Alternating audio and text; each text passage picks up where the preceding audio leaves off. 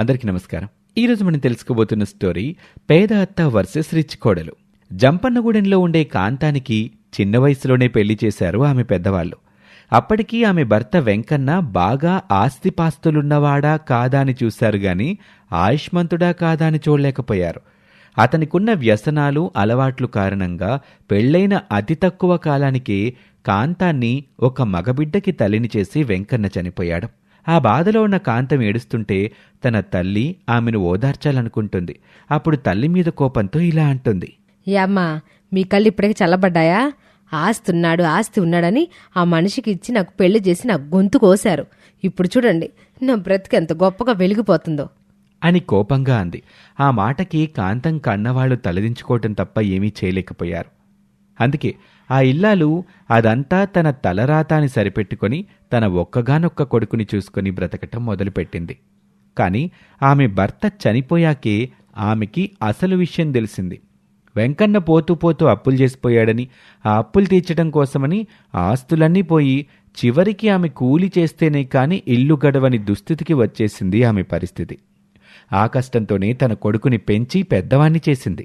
పెద్దవాడైన ఆ కొడుకు రాజేష్ తన తండ్రిలా చెడిపోకుండా ఇంకా బాగా చదువుకుంటున్నాడు. ప్రయోజకుడయ్యే లక్షణాలు కలిగి ఉన్నాడు. అలాంటి సమయంలో ఒకసారి కాంతం వాళ్లకు అప్పిచ్చిన పెద్ద మనిషి కాంతం దగ్గరికొచ్చి, చూడమ్మా కాంతం, నీ కొడుకు బాగానే చదువుకున్నాడు గదా, వాడి చదివిన వరకు ఆపి నా దగ్గరికి పనిలోకి పంపితే లెక్కాడొక్క చూసుకుంటాడు. వాడి చదువు కోసం నువ్వు నా దగ్గర చేసిన అప్పుని వాడికొచ్చే జీతం డబ్బులతో తొందరగా తీర్చేయచ్చు. ఏమంటావు? లేదులేయ్యా, కావాలంటే నేనే ఇంకో పని ఎక్కువ చేసి మీ అప్పు తీరుస్తాను. కానీ నా కొడుకు చదువుని మధ్యలో ఆపేయలేను. వాడు బాగా చదువుకొని మంచి ఉద్యోగం చేసుకుని బాగుపడాలి. ఈ కష్టాల బ్రతుకు వాడికి ఇవ్వలేనయ్యా అని చెప్పింది కాంతం. ఈ విధంగా తన రక్తం ధారపోసి సంపాదించిన డబ్బులన్నీ పట్నంలో చదువుతున్న తన కొడుకు రాజేష్ చదువుల కోసం, ఫీజుల కోసం పంపుతూ ఉంది. ఆ డబ్బు సరిపోకపోతే అప్పులు తేవటం, ఆ తర్వాత అప్పులు తీర్చడానికే సరిపోతుంది ఆమె జీవితం. ఇక పట్నంలో చదువు ముగించుకొని కొత్తగా ఒక చిన్న ఉద్యోగం సంపాదించుకున్న రాజేష్ ఒకసారి సెలవులున్నాయని ఇంటికొచ్చాడు.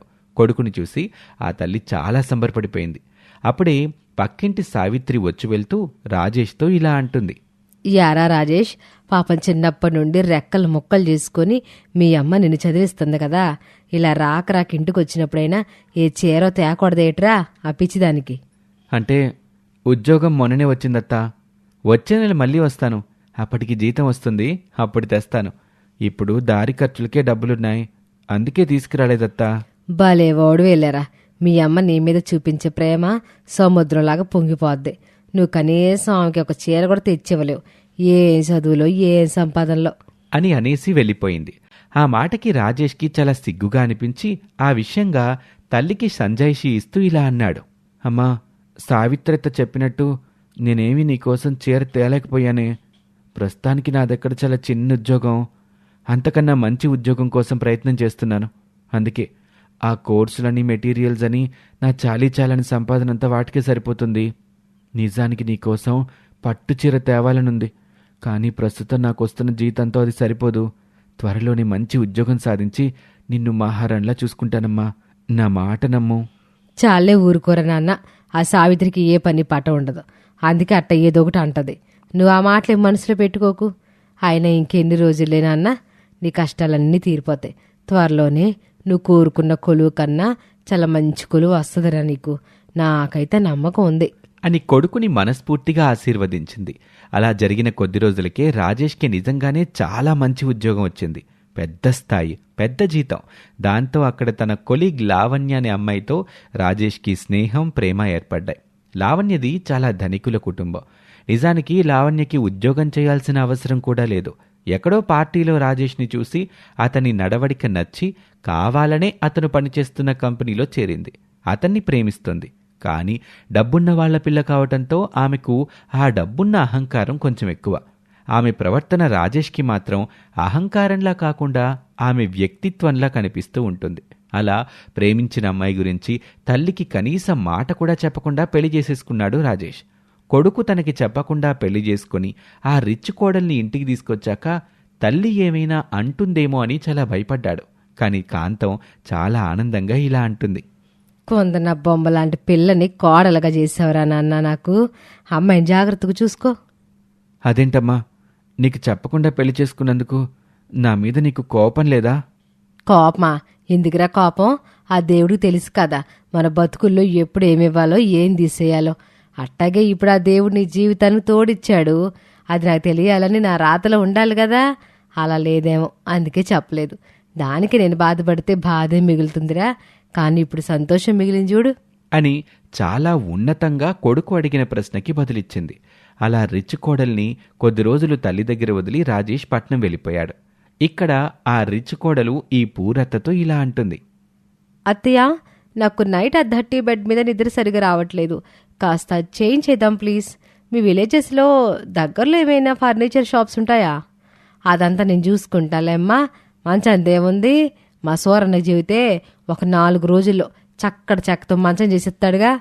ఓ నో అత్తయ్య, అలా ఏ పడితే వద్దు. నాకు బ్రాండెడ్ బెడ్ కావాలి అని చెప్పి అత్తగారితో 50,000 పెట్టించి ఒక మంచం కొనిపించింది. పోనీలే, గొప్పింటి పిల్ల కదా, పడుకునే ఆ కాసేపు నిద్ర ఇబ్బంది పడకూడదని కాంతం కూడా తన కొడుకు పెళ్లి కోసమని దాచిన డబ్బులో నుంచి తీసి ఆ మంచం కొనింది. ఒకసారి అత్తగారు పనికెళ్తూ కోడలతో ఇలా అంటుంది. చూడమ్మా లావణ్య, నేను కూలికి వెళ్తున్నాను. నీకేమైనా అవసరాలుంటే ఇరుగు పొరుగు వాళ్ళని పిలుచుకొని తెప్పించుకో. నేను వాళ్ళకు మాట చెప్తాలే. ఇదిగో నా ఏటీఎం కార్డు, నీ దగ్గర పెట్టుకో. ఇందులో డబ్బులున్నాయి అని చెప్పి కార్డిచ్చింది. అలా అత్తగారు కూలి పని నుండి తిరిగొచ్చేసరికి కోడలు బోలెడన్ని వెరైటీల ఫాస్ట్ ఫుడ్స్ తెప్పించుకొని తినేసింది. కేవలం తిండి కోసమే ఉదయం నుండి సాయంత్రం వరకు 8,000 రూపాయలు ఖర్చు చేసేసింది ఆ రిచ్ కోడలు. అది చూసిన కాంతం గుండె ఒక్క క్షణం ఆగినట్టయింది. అప్పుడు తన మనసులో, ఏంటిది, అట్ట కూలి పనికెళ్ళి వచ్చేలోపు 8,000 ఎగరగొట్టేసిందా నా కాళ్ళలో? ఆ 8,000 సంపాదించడానికి నాకు 25 రోజులు పట్టుద్ది అని అనుకుంది. అయినా ఏముందిలే, తిన్నది తన కోడలి పిల్లే కదా అని మళ్లీ సర్దుకుంది.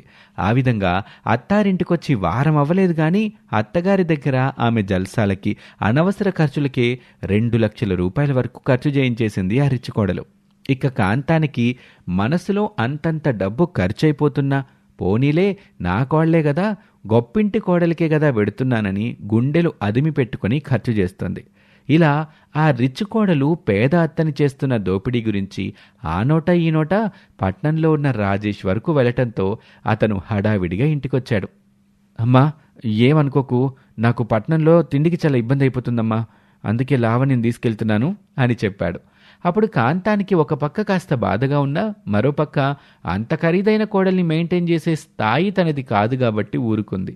అప్పుడు భర్తతో పట్నానికి వెళ్ళిపోతున్న లావణ్య అత్తగారితో ఇలా అంటుంది. మీరేం బాధపడకండి అత్తయ్య, నేను రాజేష్కి ఒక మేడ్ని ఏర్పాటు చేసి మీ దగ్గరకు వచ్చేస్తాను.